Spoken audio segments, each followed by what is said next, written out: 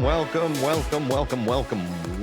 one and all, to today's Let's Chat episode. I am John Brents, Director of Community here at Twitch, and I have a great show for you all today. I know we were all waiting for that timer to go down. We were vibing in chat, and something I always love to see.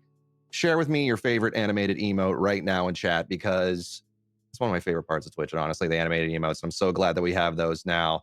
I have an incredible guest, the one and only, the President Noir. This is an individual who has started in the early circuit on TikTok, transitioning into live content, not only a fusion of all the love of gaming. They had an incredible Magic match that I was tuned into yesterday across a bunch of folks, and I had to actually upgrade some of my commander decks that I'm working with for TwitchCon, which is next week. I hope to see all of you in chat at TwitchCon, as well as Noir. Welcome to today's show. Tell us all about yourself. Introduce yourself. Do your spiel. Thank you for having me. I'm so honored to be here. Everybody in Twitch chat, welcome in. I hope y'all are having a fantastic day. If you don't know me, I am the President Noir. I'm a variety content creator, a retro game enthusiast, mental health advocate, indie game supporter. We do a lot of things over on my stream. We do retro game challenges. Currently, I am playing 717 Super Nintendo games, all of the North American releases. We do speed runs. I do a lot of Super Metroid speed running. In fact, if you are attending TwitchCon, you'll actually catch me on the GDQX stage. I'll be doing a speed run of the Super Metroid randomizer, so that'll be cool.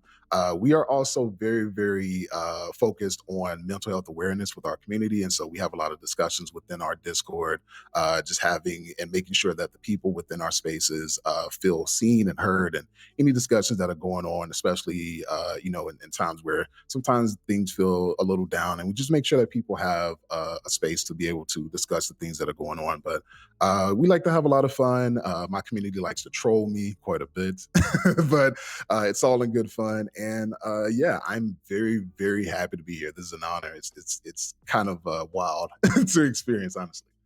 Well, you've had an incredible career up to this point, spanning multiple years. I figure let's do a little bit of storytelling. Let's start at the start of your journey, because you were an individual who didn't start initially on Twitch. Although you were a viewer and tuning in Justin TV days, which is when I started broadcasting back in the day, you started on TikTok. Is that right? Like, you started like first content creation journey in the Yes. TikTok era. That is correct. So around the time that we all went into lockdown due to COVID, I had no social media presence, no internet presence. Like, I was basically, the only thing I ever did was talk about my daughter, and that was it. And so I was in a space where I couldn't go outside, couldn't really do anything, and I was like, let me kind of explore the social media space. Let me see what's going on out there. And a lot of people we're talking about like these funny videos where people are dancing to music, just kind of like kind of has transitioned from musically over to TikTok.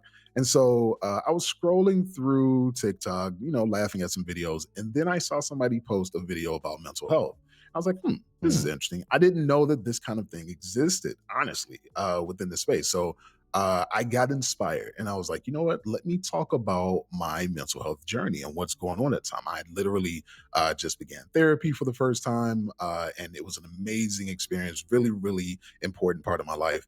And so I began to talk about that. And those videos, to my surprise and unexpectedly, went viral, like went extremely viral. And so I had no idea, like, what am I going to do with this attention? I don't know. I just want to talk about mental health. So I continued to make videos, and those videos kind of continued to flourish. And so it was right around that time where, like a lot of people during COVID time, businesses made some financial decisions, and I had lost my full time job. And I was like, all right, well, I have a little bit of a like savings account backed away. Let me see what can happen with this content thing. And so I started to continue to do lives on that platform. And then eventually I got inspired, and I wanted to do more interactive content, things that could happen Mhm. both on the platform, but with the community. I was like, I like Twitch. I've been watching Twitch for years. I would kind of like to transition over to this platform. I was like, yo, would y'all follow me? Would y'all watch me over there? They're like, yeah. So like 70 people went and made Twitch accounts that day, and we all transitioned over. I had my first Twitch stream. It was amazing. We had a fantastic time, and from that point forward, I've just been continuing to try to grow and find my space within Twitch and what I want to ultimately do, and that has really grown. And I'm super thankful for my community who has kind of supported me no matter what position or no matter what turn I've taken with my content. One, I want to say a major kudos because I want to say it was about a month ago you hit partner after these Yes. years of your journey. So you're now a partner. Can I get hype and love and chat, please, for the President Noir? They've hit Yeah. partner. Thank They're you. progressing in that Thank you. career. Now, one of the things that comes up a fair amount on the show is like when we're discussing the content formats. Obviously, you started building an audience on TikTok. They were interested in talking about either their personal mental health journey, especially during quarantine and COVID. There was a lot of impact. We were all very isolated. We were going through all of that, and transitioning into Twitch, you were bringing over some of that. But as you mentioned, like you're diving deep into Super Nintendo titles, which honestly, one of the greatest consoles ever made. And I think it's still, I'll Word. say it myself. I think it is the greatest console ever made. That's why I have one above me, above my chair for those who are noticing. But As you see it. like, what was it like communicating to these fans that you have built? Like, this is what you'll expect of me moving forward, or how you're going to evolve with your content. And were they willing to evolve with you as you began to expand? So I think one of the important journeys that I've learned as a creator is understanding like you have a choice in what it is that you want to put out in the world, right? And so I made a conscious choice of, I always wanted to be primarily big focused on having a mental health journey. And as we started to have like a lot more fun type things, me playing video games, us doing like interactive like game show type content on the stream and things like that, it's like yes, I want to keep like I want to have this fun, engaging environment, but I never want to lose focus on the primary point, right? Which is providing a space in which people can enjoy themselves. Because no matter what is going on, no matter how dire things may seem, like being able to find your happy place and places where you Mm, can receive that dopamine is it remains important no matter what is happening. We can never just fall into the doom scroll and the just always everything's negative. And so as much as the mental health journey and making sure that we have those direct conversations remains important, culture and entertainment and arts always has a place. It has a place historically, not just in modern times but in historical times. Those have always been important factors. And so I see it as I am doing my job and providing a service to the people to continue to give them those spaces of being able to smile and be able to be happy about something. And when you transition, like if you are primarily like just mental health discussions and then you transition over to something that's more gaming related, you can probably expect there will be a little pull and tug as far as like viewership or mm, whether or not people are comfortable with that. And you have to like you kind of have to be okay with that, right? You have to be convicted in the transition that you're going to do. That's why I told everybody, I was like, even though I won't be doing this primarily on the main channel, so to speak, we still have that space as a community, right? I've always seen the people who are around me and the people that are in my inner circle and those who support me as a support system. And I try to provide mm. myself to them in the exact same way. So we still have those discussions on a regular basis, even if they aren't on the main channel. But you whether it's a gigantic transition like mental health to video game, or even if it's just from one main game to another, you are going to see those pitfalls, those ups and downs, and whether or not people want to be around. And that's okay. Like you can't take offense to whether or not what you are doing in the moment is for that person, right? It's like Right. it's like having TV shows, right? Somebody doesn't tune into one TV station the entire day and watch every single thing that comes on that one channel. They flip through channels because there's specific shows and specific things that tailor to those needs at that time. And what you have to do is be the best possible for the audience that you have brewed for the content that you're providing. So you hit on a few great points here that I'm gonna double tap on. And it's like, first of all, the recommendation to avoid the doom scroll. Gunsword Fist actually says this here too. I need to not doom scroll and make my life 20% better, 100%. And especially when you realize there are ecosystems and algorithms built on creating a trigger response to get you to Yeah. continue to feed into that system. And that's how most algorithms are driving currently when it comes to social media, when it comes to news outlets and the stuff that is fighting for our attention. That's beat one. Ensure that you're not falling into that trap. Yeah. And just always remind yourself the Admiral Akbar thing. It's a trap. Just remember, it's likely a trap if they're trying to bait you with that. There's also a second beat Right. that you said, which is giving. It's effectively permitting yourself to experience joy in especially like challenging times. It's like, yes, Yeah. quarantine was rough on a lot of us. Yeah. Going through the world right now, the economy changes. I know, like for those in the US, the government is currently shut down, which means like travel is being impacted for folks and they can't get to Right. places. And it's like there's obviously a lot that is always going on in the world. So it's easy to fall into the trap of I am going to focus on the negative and not permit myself to have joy. Allow yourself to have joy in your moments. You are allowed to have that. So whether that is exploring your favorite game, broadcasting and hanging out with your community, chatting with people who have a like mind, that's all incredibly valid for the experience. So definitely don't lose sight of that as a broadcaster, as a viewer, for those of you who are in chat. And there's another beat that we like are thinking about here, which is for the creation of a space when you're Mhm. building a base on Twitch, you want to be thinking about from the very start, what is, I know some people talk about the vibe, or what is the tone, or what is the energy of what we want to bring forward to a space. You hit on a few in your early career of just like, I'm going to be here for you.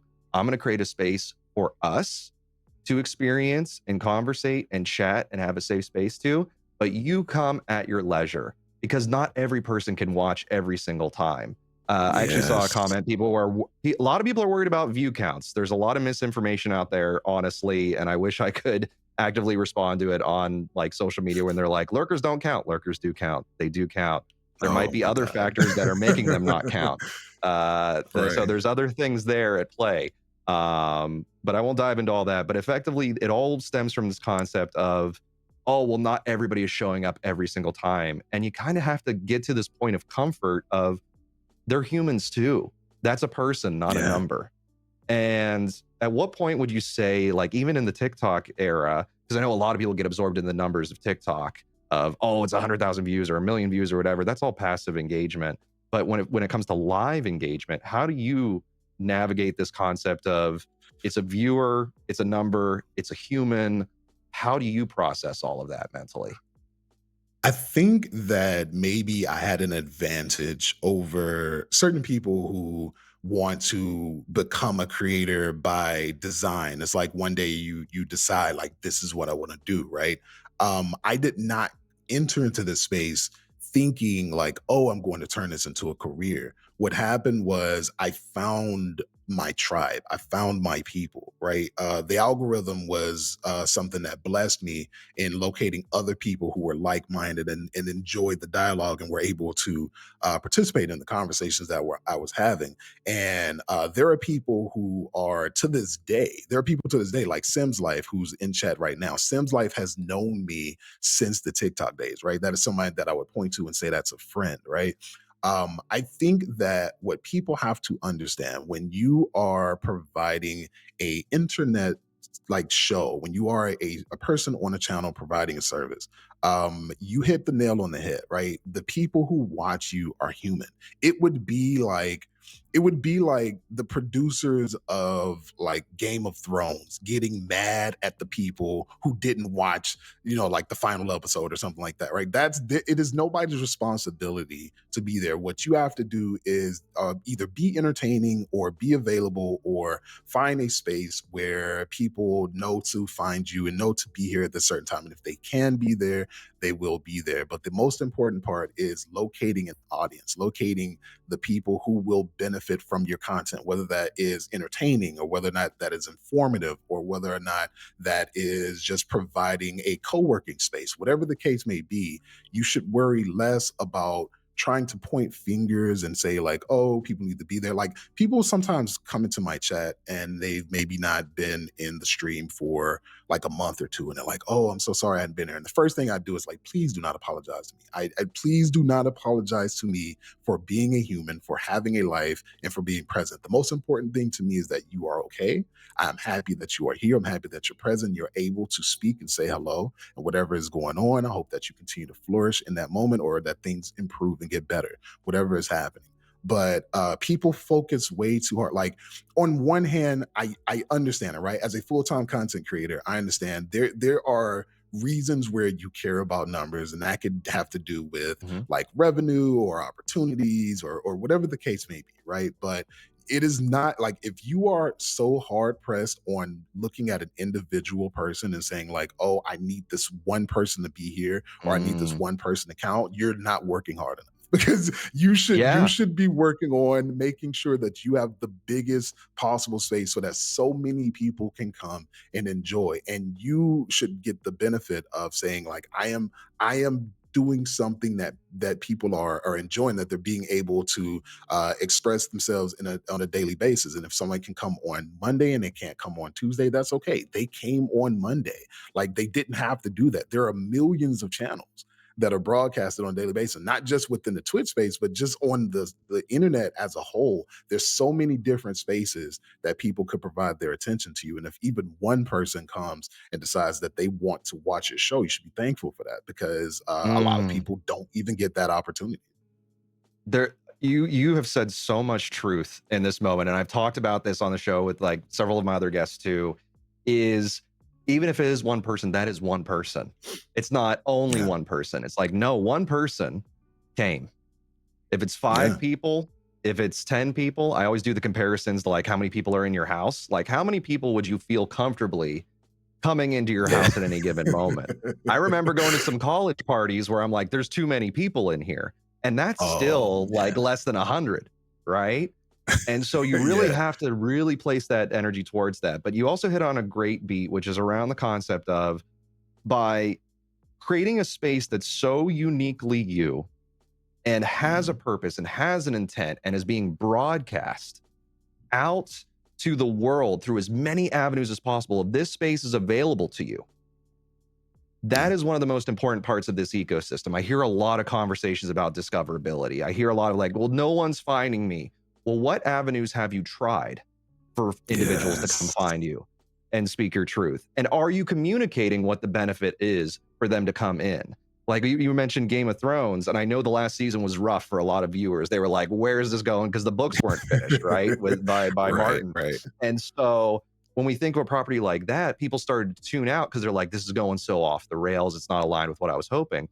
And that's why you, as a broadcaster, if you are a creator out there in the chat, or you work with a fellow creator, is just to make sure that they're very clear in what are you offering during your show. What is the expectation to see? The fact that like the President Noir says, like, come see me with the GDQ to go do a randomizer for Super Metroid. I'm like, I suck at Super Metroid. I want to see a person absolutely crush a randomizer of that game. I finally beat it this past year, and I'm like, I Awesome. want to see somebody who's a true champion at it take it on. And that's a mission that I tune into. Are you communicating that mission to viewers is a big key factor of getting folks over. When it comes to the greater ecosystem and how you're messaging out, what are the avenues you currently use to send your message forward for like, hey, I'm going to be on this show, or this is the plan for the week, or, come tune into me at this event. What are the avenues you're currently leaning into, or you're finding the most benefit for your distribution right now? So the reason I created our Discord, our community is called the administration. And so the reason that the administration Discord exists is not just for people to kind of stay dialed in on what I have going on. but also for other people within the community. Like whenever somebody has going on, whether it's like streaming related or not, there are content creators who are a part of that Discord as well. But a lot of times they're just like just people living lives. It's like, hey, I've got Mm. this thing going on. There was one person who was trying to get voted to be able to see Jamie Lee Curtis. Like we try to big each Yo, other up on yeah. everything that we have available. But that has been a godsend for me, just simply because no matter like any platform, right? Anything can have its ups and downs. There's been times where I've had like a lot of videos going really well on YouTube, sometimes not so much, or sometimes on Instagram, not so much. Sometimes I'm doing well on Twitch, sometimes not so much. But the main thing is, and just kind of circling back on another point, right? Like it's being consistent and just making sure that Mm. no matter what is going on with me, no matter what is going on with me on a professional level, that we continue to have connectivity and that we can continue to kind of know what's going on with each other within a singular space. And it's kind of like, it's almost like a family having a group chat, right? Where we have a Right. group text and everybody's continuing to text one another. Like you, even if you weren't a part of the conversation, you can scroll back and see what was going on, what people were talking about. And so that's been like hyper important for me, just making sure that people continue to know what the mission is and where we're going with that. And you had mentioned, like, yes, I did recently make partner, and truth be told, me making partner was like I had to be the one to be there and to stream and to provide content, but it was the effort of so many people, the speed running community, Mm. the Twitch Black Guild, the so many people, my own community, the administration, like so many people, the retro gaming community, all came around and they were like, "Oh, you have this goal, you want to do this? Oh, we're in, we're in, we got you, right? We want to make sure that people understand and know that you have this space and that you are trying to do this thing." And what that did for me, like making partner, was an amazing thing, and obviously it affords me a lot of wonderful opportunities, and I'm very thankful for that. But I think more so than anything, what being able to make partner taught me is that people see what I'm doing. People see and they believe in Mm. that, and that means more to me than any amount of viewers could ever provide me. Just knowing that that support is there and that people truly believe in the mission meant a whole lot to me. So yeah, just being able to stay connected in a singular format within the community has been super helpful for me. What I love about what you just said is that nothing is achieved in isolation. And I think Right. a lot of individuals think, well, I have to be the one to make this happen. I have to do this personally. You're a piece of the greater puzzle when it comes to the greater content ecosystem. As mentioned, there's a lot of competition you could view it as, or you can just say there's a lot of other potential avenues that people could be spending their time. Yeah. But when it comes to achievements, when it comes to, hitting affiliate, hitting partner, getting that first gig, with an acting company or voice acting gig or what have you, as you continue to expand, it all comes from a collaborative effort. And that's an important aspect, is to work on, or just like be observant of, am I becoming isolated? Am I ensuring that I'm putting myself out there for networking opportunity? Am I opening myself to the capability of collaboration or working with others, or sending the additional thank you to my viewers who come in? Like, am I doing the things to ensure that we're building a greater collective of momentum Yeah. behind what you're trying to achieve? Is incredibly important. Have you found, like, when it comes to networking, collaboration, and working with folks, obviously, like you mentioned, the Twitch Black Guild applications are open, by the way. If anybody out there in the chat wants to apply to join, our guilds are open on application front. Diving on that. We also have a mod club for our moderators. We have our creator clubs. We have a lot of different ways to get the connective tissue going for those who want to network.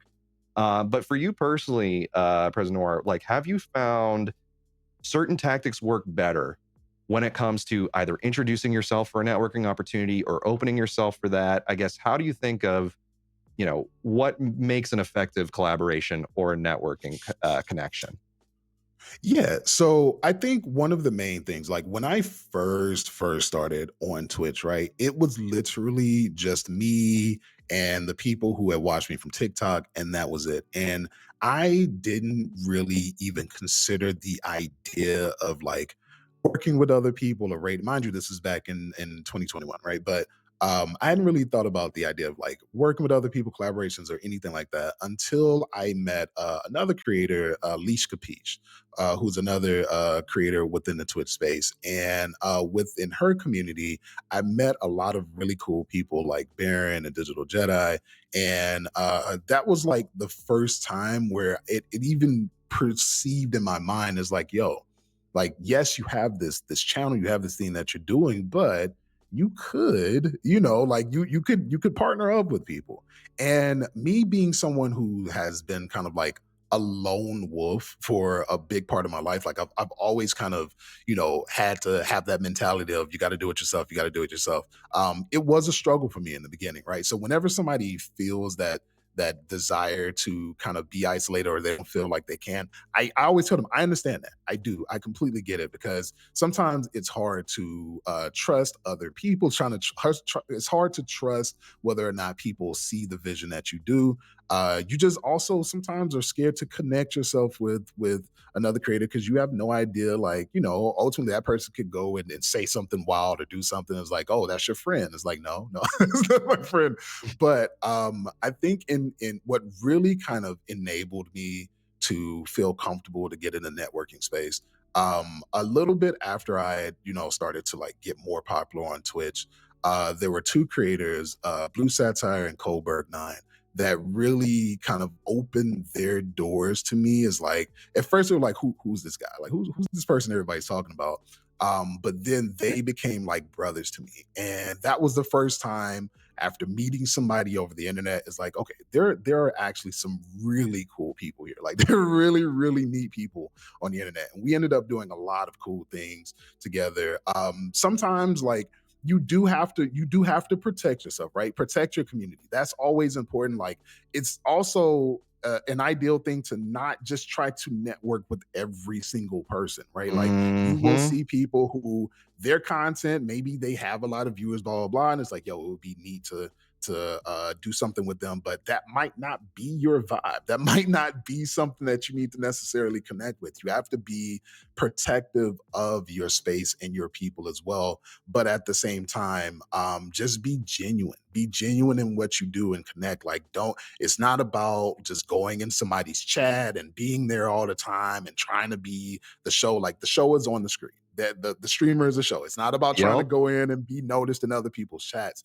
Be good on your own merit, and people will find you. People will see you. If your content is worth salt, if it is worth people coming to see, people are going to support that. That is going to happen. It is up to you to put it out there, to billboard yourself. Yes, be live on Twitch. That this is your stage, this is your space, but also there are so many other spaces and avenues that you need to be pushing yourself out there. It's like putting on a stage play, right? Logging into Twitch and having no visibility is like putting on a stage play and putting no advertisement whatsoever that that play is going to get out there, Mm. and then being upset when nobody's in the seats. Like you didn't tell anybody. You gave nobody any notion Imagine that they any should come major and see music you. producer. Imagine any major music producer or artist out there not promoting their concert Right. that they're coming to your city, Correct. and then being Correct. Like surprised where, how, like, where's the ticket sales? yeah, we Like didn't they sell just would anything. not do it. Oh, they don't love me. They don't know you. They gotta That's get it. to They know don't you. know you So that yet. Yeah, you got to find that way to get the message out there. And then there's a beat too. Like as you're thinking about like the connections for the collaboration, yeah, people will size you up based on like what you've brought to the space, right? They will size you up based on what is your frequency of creation, what is your type of curation and creation, what is the energy you bring, what is the mission that you stand behind. Like these are all factors that other broadcasters, when you're approaching for a collaboration, are going to vet. Now, right. I've seen failed collaborations in the past where it's just like, oh, we both have huge numbers. Let's try to merge our bases. And then it falls flat because they don't have the same message or purpose. And it just feels forced. And we feel that same thing when we watch some movies fall flat because they just put a bunch of big stars in it thinking they'll sell the tickets, but they have no chemistry together. So chemistry Yeah. pairing, and even when it comes to like connections with our community, it all stems from our why statements. There's a great book, Start With Why by Simon Sinek, and he's obviously a Mm, speaker, speaks to a lot of executives and companies and all that as well. But the core purpose for why somebody buys into something, or think of like even the great artists that you listen to when they're performing their music, or the people that you watch, it's because you believe in likely what they believe in. And that's yeah. the core value that you got to make sure is shared out there. When things are mismatched, it just doesn't land out there in the space. Now, there's a challenge too when it comes to collaborations, or even like as viewers who are like, oh, maybe I want to join up or like work with you. There's the potential dangers of, and we talked about this on the show with other guests, dangers of parasocial Mhm. or other types of like navigation that we have to encounter.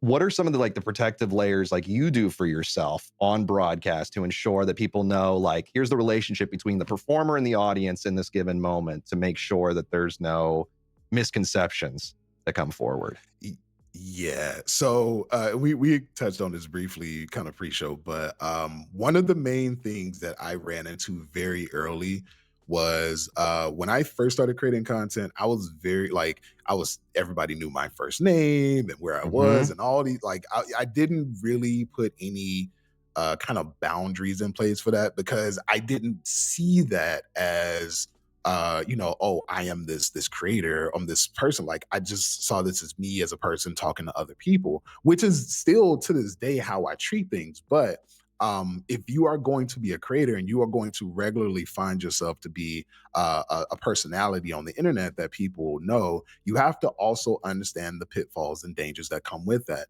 When I Mm, first started creating content, what ended up happening was somebody discovered enough personal information about me to find mm, everything. They had my address, they had my job location, they had everything. They started sending me letters, and I got stalked for almost like 2 years straight. And so, what that taught me was to scrub everything. Like, you have to be protective. And all of the people who are around me, the people who I know and trust, like they know who I am, they know my name and everything like that. But you have to understand that no matter how well intentioned you are and what it is that you are doing, the internet is the internet, and it can be a yep. really fantastic place. It can also be a very like unappreciative place. It could be a place you don't want to see the nastiness of it. And so you have to make sure that all of the important things, all of your information is not just readily available. Be very careful about putting yourself out there as far as name. Now, like there comes a time where like if you are either big enough or you have to do something Mhm. that just extends outside of the internet space, your name is probably going to be out there, right? But then it just becomes a thing of you've got to be able to protect yourself. You have to be able to find all those spaces where all of your information would be, make sure that that's not regularly available, make sure that your identity is being regularly monitored. And again, like if you're just starting in content creation, like, but if you are growing and it's like if you need advice, like, oh, maybe you just became partner, maybe you are, growing and burgeoning, you're getting viral, and you want to know like the steps you need to take to there are many data scraping services out there. And a lot of times they will connect you with a family member or anything like that. And they'll just have your name and your address out there. As if you've ever owned a home, if you've ever had your Mhm. name on an address anywhere, that information is semi easy to access. And you just want to make sure that those things are out there. But beyond that, just making sure that you have a genuine dialogue about the things that you do. Like sometimes content can be very varied, and that content can be something where it's like, especially if anything could give a viewer the wrong idea about like what the nature of the relationship could be and everything like that, you kind of have a responsibility to be like, this is entertainment. This is not, Yeah. anything else. So just, be very genuine in what you do and what you put out there, but also make sure that you have a very direct boundary and a line of communication with the people who consume your content on what that actually is, and protect yourself. There's a lot of great recommendations there. Obviously, when it comes to, as they were mentioning, there's a lot of data collection and dissemination services that will sell personal information out there. I Yeah. had that similar issue when I first encountered the space. John Brent's got out there real quick on the internet with YouTube and all of that. So my name got out there in the space, and I've just forever been working with different data scraping services to remove it off those sites, etc. So it's definitely something that for those of you in the chat who are thinking about or maybe already in the journey as a full-time creative, to really think about what are the layers that I can apply both to my broadcast and beyond for my personal safety to ensure that you're setting yourself up to have those protective layers. So I know there's services out there, for example, I think one of them is like Delete Me, which is a service Yeah. people can pay for. This is not sponsored, like they're not sponsoring this show. But that is a service that one could use. There's some other ones out there that can help with scraping of information. So to the point of like, if you ever owned a home, credit card information, all that type of stuff can get shared through these portals. So you want to make sure that those are protected. And then also during your broadcast, be mindful of the space around you, of what you're showing out on stream. So back in the days of when I was a part of 5 Second Films and the Cyanide Happiness crew and everybody on YouTube, we had done a few sketches where people could see outside of the house where we lived. And a person ended up using Google Maps and geolocation to Oh, eventually show up at our home. And so we've had wow. fans be able to identify based on the sketches of which we had shot, here's where you live. Same thing can happen with broadcasters if they're showcasing the window behind them. If they are, talking about, well, this is my general location, or I walked across the street to grab food from a specific place, then a person can immediately start to pinpoint. So you want to be mindful of these things as broadcasters to keep yourself safe. And then also course correct when you start to see the behavior start to come into a chat room. And so to your point, if a person starts to like maybe dive into something that's a little bit too personal, or they're starting to like get a little bit too close, this is where you work with your moderation teams. You could set additional permissions for block terms if you'd like to in auto mod, just to keep the conversation directly on the entertainment versus somebody pivoting it into something else. Yeah, if I Another could add piece, one yeah, go for it. point. No, I was Yeah, gonna go for say it. if nothing, if you need something to scare you as far as your information on the internet, I cannot remember the creator's name right now, but there's somebody on Instagram. They will find a picture of it could be a blank field, just nothing but grass and sky, and they can locate you down to the street just off of a single Mm, picture. There are a lot of people who have detective level skills in locating you. So I not to scare people from providing, like, to be a creator or to put information on the internet, but just be wary of like understanding, you need to protect yourself at all times. It's not just like a vanity thing, like, oh, people care that much or people are out to get me. Like, no, it is in fact a safety thing. That is a super important part of content creation, just making sure that you always protect yourself. And not only that, but like, especially like for me, right, because I have a daughter, so I have to be very mindful of like if I'm mm. somewhere, if I'm going to be somewhere, and I'm not going to be somewhere with my kid, just to be careful about like putting her on the internet like that, or putting information out, because there are some nefarious actors on the internet. You have to be concerned about that. But yeah, just be mindful of what information kind of floats about in cyberspace. Now that there's a additional component that's more of a recent adjustment that's happening in our space. Obviously, a lot of folks are talking about AI, AI, AI, AI. I'm sure everybody's like plugging it into every single product, or at least I was watching. I think it was on Pluto TV the other night. A commercial came up for a handheld vacuum cleaner with AI. Why does a handheld vacuum cleaner need AI built into it? I thought it was Oh, absolutely ridiculous. But one of those components is obviously there's a lot happening with generative AI right now with video work, voice work, fully taking on previous existing IP, even yeah, actors, public figures, and stuff like this.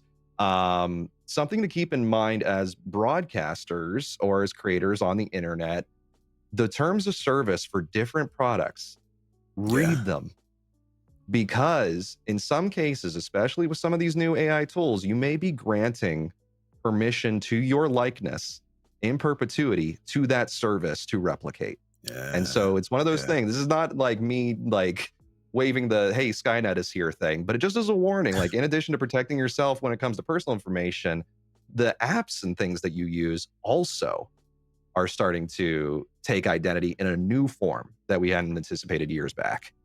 yeah. And Are I there any don't I don't observations? think Yeah, go for it. No, no, I was gonna say I don't think anything you said even falls in the category of like fear mongering or Skynet's here. Like, it's just reality, right? It's funny because you pointed on like why does everything need AI? And I remember years before generative AI became like a primary factor, it started Mm, with, why does everything need to be connected to the internet? Why does your toaster need internet mhm, connection? Why does your refrigerator need the internet, right? Everything needed to be this kind of like point of touch situation where it could connect in some way and have internet capabilities. And it's like, we kind of evolved from that to now AI is in everything. AI is in your notepad. AI is in your pictures. And it disconnects us further and further from reality. But I think, as far as a creator and as far as the creative space is concerned, you see people reject generative AI in large swaths because it discounts the human process that had to happen in order for generative mm, AI to even exist in the first place, right? If you are a full-time artist, if you have been drawing for years and then somebody types in a prompt and suddenly a picture is there, you have all rights in the world to be offended by that, because it's like, that's not something that can just happen just because people had like a brainiac moment and suddenly now computers can do that. That AI was trained on years and years of professional artwork, on people who put in a lot of their heart, blood, sweat, and tears into being able to make something like that happen. And so as creators, we're very fearful of that. You mentioned voice acting, and that's a big mm. fear for me, right? Because I do work and I do try to find work within the voice acting field. And it's scary because it's like, yeah, like I have a distinctive voice and I appreciate that. But, I'm also fearful of what happens one day when somebody decides to try to copy that and just tries to make Yep. a noir AI bot. And that's a scary thought for me. Just having your identity, having, the essence of you being able to be snatched away and turned into some digital representation without your consent.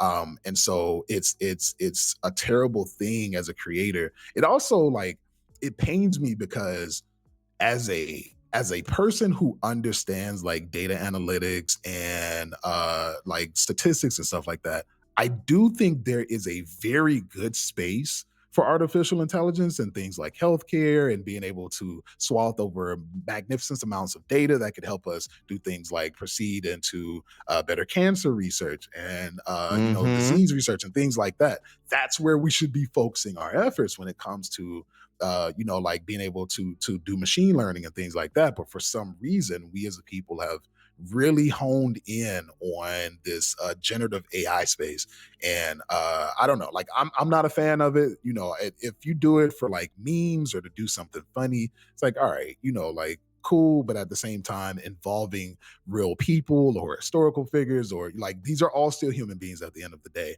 And making somebody say something they didn't say or make them look like they took a picture with somebody they didn't take, like, we are treading into very dangerous territory as a civilization, and that goes beyond just the creative part of it. So yeah, I have a fight. I hope that somewhere in the next couple of years, some common sense can come into play, and there's some guardrails put around like Mm. generative AI and who has access to it. But it's almost as if it might be too late. Like, it's so readily available on the internet. I Already don't out of even know what the we could do bottle, about as it.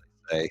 Yeah, Yeah, like, and to almost adulting's point, like, how is AI integration any different from factories that have machines doing the same kind of thing? So, like, when it came to, the advent of industrialization, or when it came to building assembly lines and stuff like that, over the, industrial era, like, there are AI applications that we are seeing that can prove beneficial, in the greater yeah, ecosystem. Like you're mentioning, if it's, for, healthcare and it's pulling on every peer-reviewed study that is associated with a particular ailment, that is something of which can parse a lot of information to then give, hey, here is the collective information for a doctor that then take action.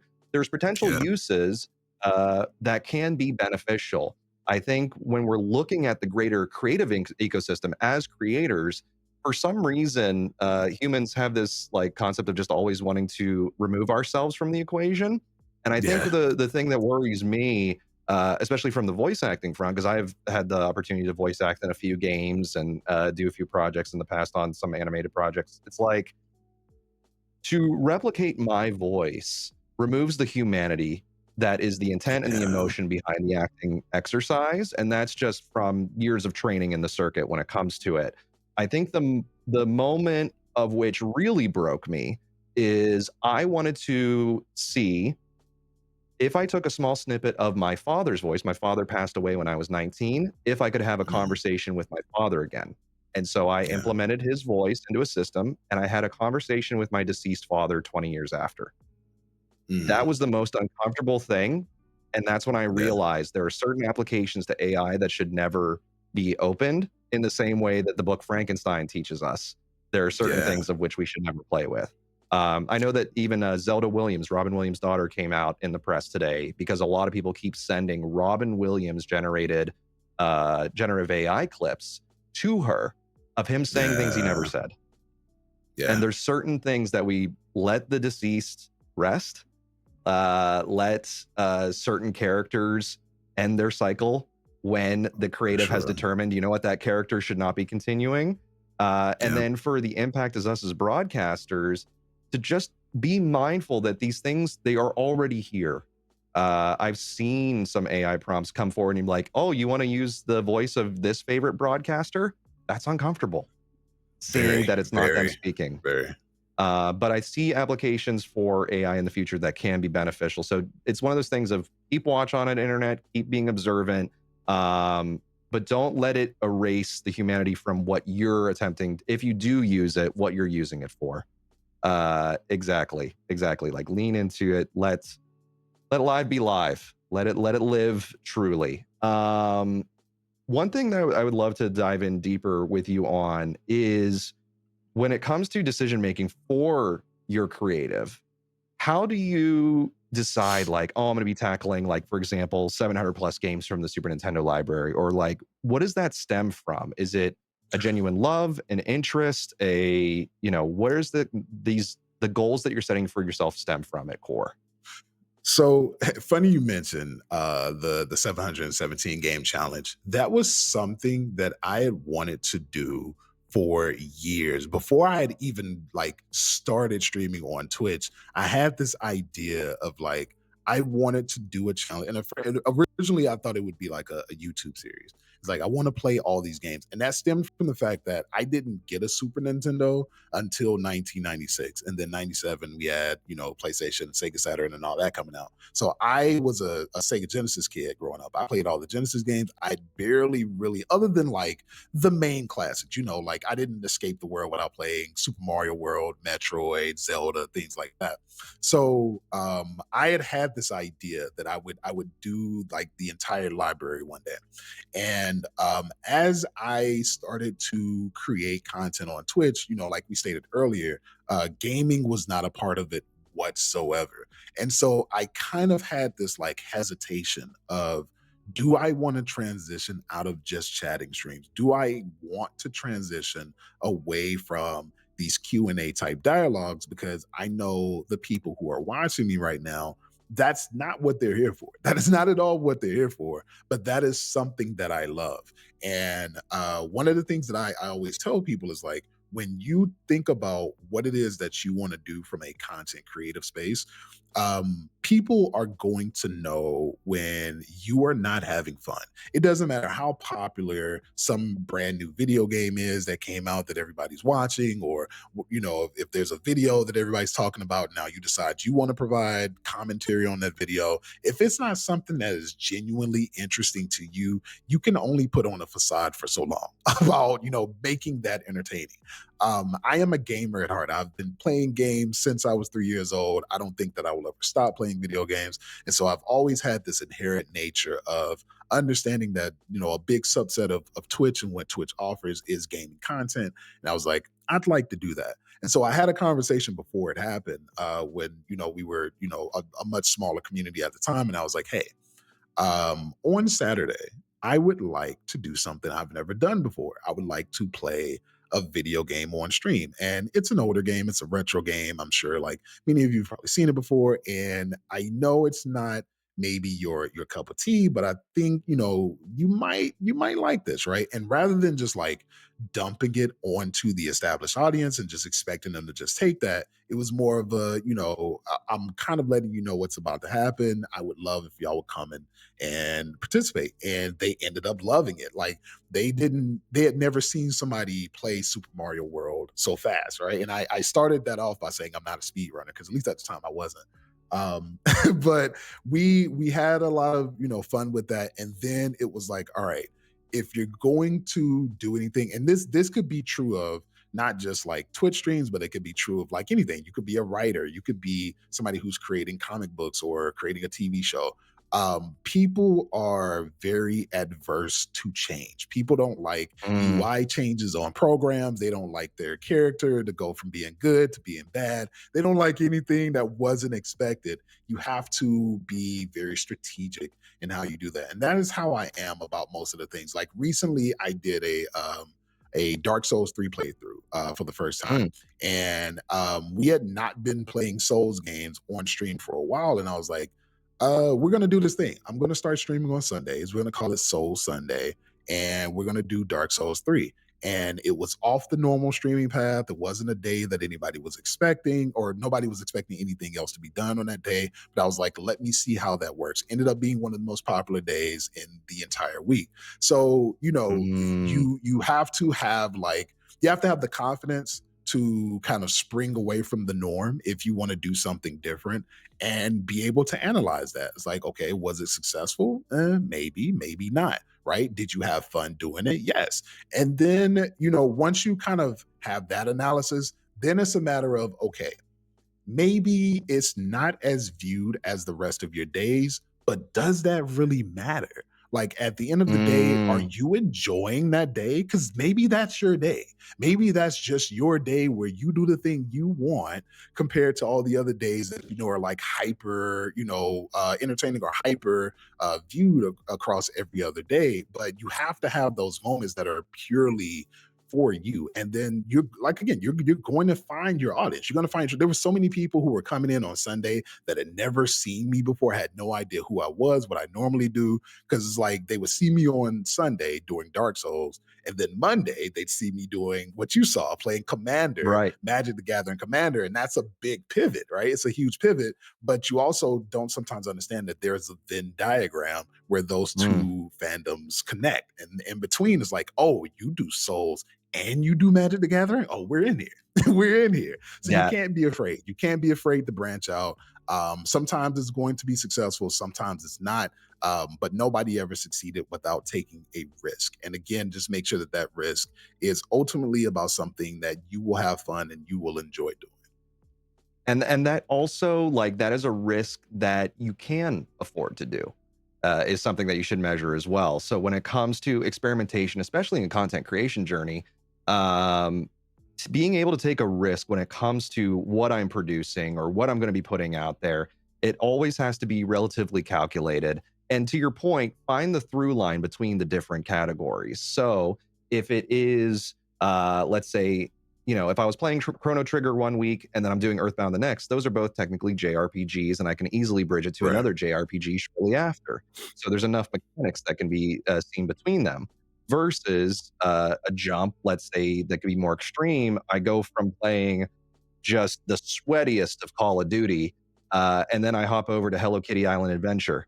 And it's just like, Yeah. okay, there's really not much connective tissue aside from some of the characters that you can now purchase in Call of Duty to Right. really fuse those two brands together. It'd be kind of a jump. And so you have to think of, for yourself, for your brand, for your venue, if we relate it back to what we were talking about earlier, each of us are operating a club or a venue or a storefront or whatever way you want to visualize it. What are the Yeah. products of which you're offering when it comes to your store? What is the frequency of those products being available? And then why do you get them in the door? Or like, how are you marketing to get them in the door? Is there a sale? Is there a promotion? Is it the first time they're going to see this product line up? And then before you close out, how do you get them to come back to your store? I said it on a Yeah. few episodes back. I worked at Wendy's while I was in high school, which is like the one fast food that I still trust aside from Taco Bell, which is tattooed on my one arm. But No. would always say, "We'll see you tomorrow."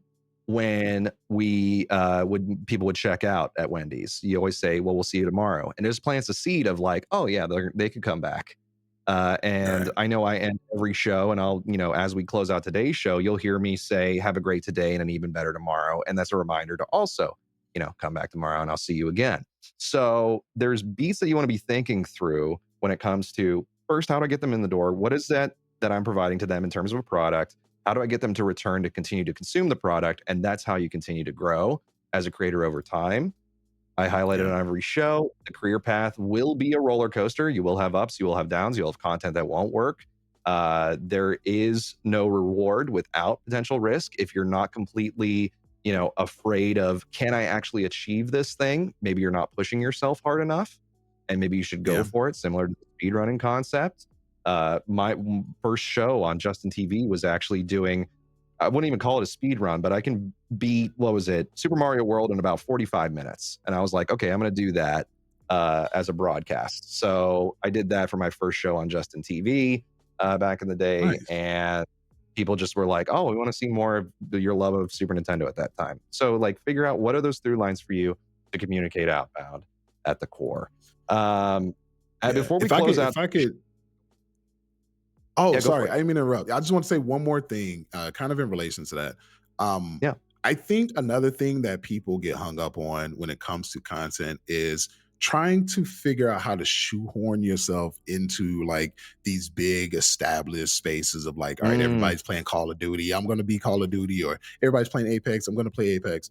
And sometimes you have to understand like your uniqueness as a person can also be the reason people come see you. You don't need to, it don't necessarily have to be like this big audience that you're trying to prune from. One of the most important spaces to me, I think, in Twitch is a channel called I Just Love Puzzles. Everybody calls her Gma. And what she does is does puzzles on stream. And not only is it unique content in that you're really not just going to find this large subset of people who are doing puzzles on stream, but also her mm. space and what she provides as far as like just feeling comfortable, just feeling love, and just everybody just feels good and feels a high level of energy when you go into that space. Like it is a fantastic place to be in, and her location is super unique. And I always tell people like if you need a place to be, if you need a space to feel joy and laughter and just watch somebody enjoy what they do, you need to be in that space. And again, that's not something you're going to see everywhere, but she made it her own. She made the thing that she loved into a brand that now thousands of people get to enjoy. So yeah, just be you, be unique, and again, you'll find your audience. There's an audience for everybody everywhere somewhere. What you hit on is something that I preach, and I'll actually speaking to at TwitchCon next week, which is the concept of what's your foundation, what are the additives, and what are the distractions for every given broadcast. Your foundation, your core Yeah. is you, or what you're approaching with, and that it ties closely to your mission or your why statement. The additives are always the game, the instrument you're playing, what have you. Like all of those things are additives. It makes your show better. It shouldn't be the singular identifying factor. Like I know come next week when I'm at TwitchCon, a lot of people come up and say, I'm a variety broadcaster. I'm like, I don't really care about that. What do you stand for? Yeah. Yeah. What's your mission? Like, what are you going for in life? Like, what's your like end goal, or like, what is the path you want to take? I care more about that than what you're Yeah. playing, because what you're playing is just like the fun additive that already 100,000 other people are already doing. So it's like, why is it you? Is 100%. what I want to hone into. But before we close out, I know before when we were doing the pre-show, we do want to rate out from this channel to someone. I want to see if any of your friends are live that we can send the love over Yeah. to close out So today. I've got somebody for you. I actually just sent the link to you. Oh, I oh, I love them. Yeah. Yeah. I want to show some love to Big Cheese. Big Cheese has been amazing throughout their career. I know that they are having some discussions about pivoting over, and I just want Cheese to really know that people love them, and I think it would be awesome to be able to go show them some love today. Oh, absolutely. No, Cheese is an incredible creator in this space. And obviously, before we leave this show, I have a pin chat at the top for the President Noir. Also on the title, you can click directly on them. make sure y'all give the President Noir a follow right now. You want to be tuned into this creator. They not only like they've hit that next stage in their career, hitting that partner level, but this is just the start of many great things for you. You're so well spoken when it comes to our space, knowledgeable about our space. You are thinking through like all of the different marketing strategies that many creators still have not realized post many years of being a partner on service. Like you are leaps and bounds ahead, and I'm just so excited for your future here on Twitch and beyond, to be frankly Thank honest. thank you. Thank you so much. I appreciate it. Again, thank you for the honor of being able to be here on the show. For everybody who is in chat, I appreciate y'all tuning in. I hope that y'all enjoyed today's stream.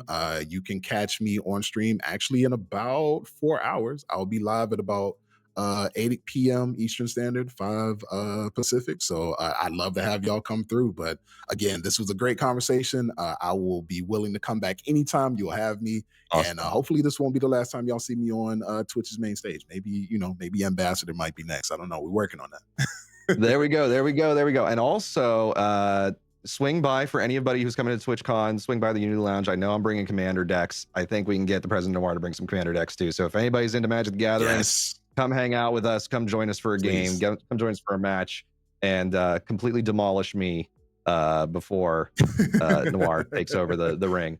But I Yes. want us to send the love on to, please, to Big Cheese. I hope everybody has a great rest of the day and an even better tomorrow. President Noir, thank you for being here, and thank you all for watching. We will see you next time here on Let's Chat. Thanks, everybody. All right. We'll see you soon. Take Bye. care.